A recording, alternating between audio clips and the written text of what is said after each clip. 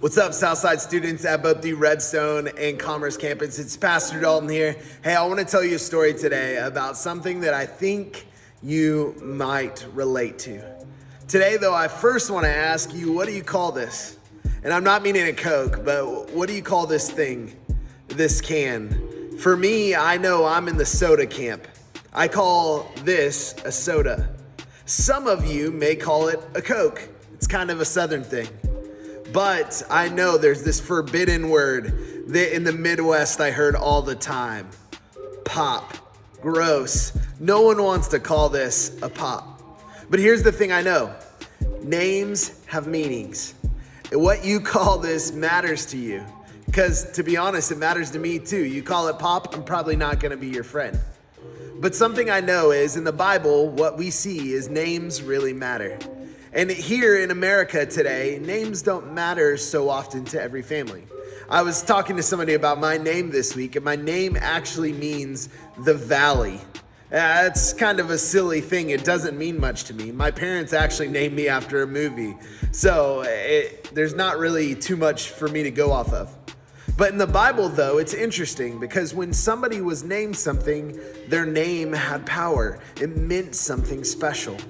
Today, we're going to be learning about a man in the first book of the Bible, Genesis. His name was Jacob. Jacob, his name means deceiver. I mean, can you imagine having that name, deceiver? The name is powerful, and to be honest, to be labeled that way, Jacob quite often struggled with this idea of being a deceiver.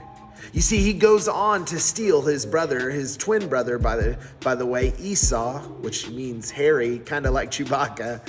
But Jacob goes on to steal his inheritance. Jacob stole the most important thing in Esau's life. He deceived him, deceived his father, and stole this inheritance. You see, Jacob had a label on him, and he allowed that label to shape who he became. But here's the thing I know. No matter what you are labeled as, no matter what people think you are, no matter what you've done, there's somebody else that cares far more about you than any of those people who have labeled you that thing. And that person is God. You see, God cares so much for you, and he cared so much for Jacob that in Genesis chapter 32, we see God doesn't want Jacob to be a deceiver anymore. Check this out with me. In Genesis chapter 32, verse 24, we see Jacob left alone. Jacob, left alone, meets a man. And this man and him wrestle until daybreak. When the man saw that he could not defeat Jacob, he struck Jacob's hip socket as they wrestled and dislocated his hip.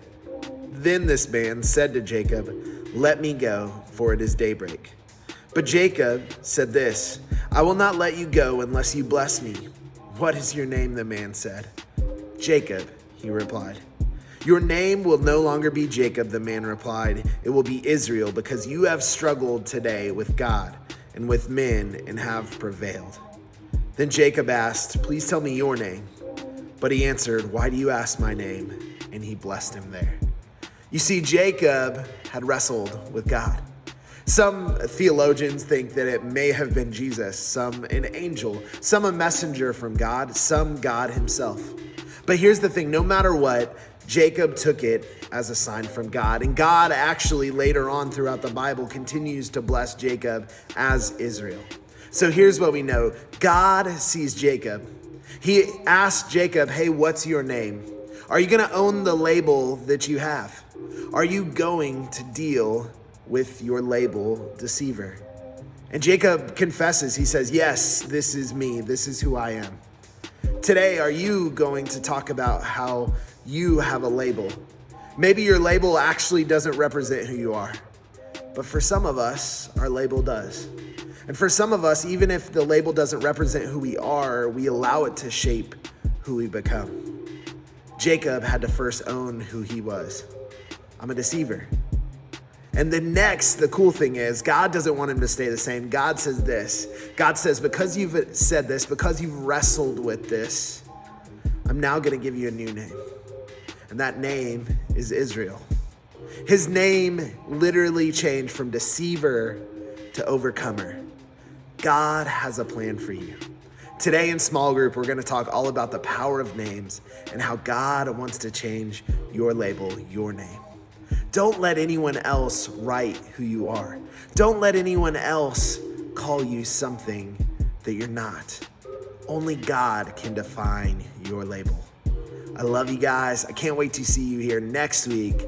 And please, please, please, don't call this pop. All right, see you guys later. Bye.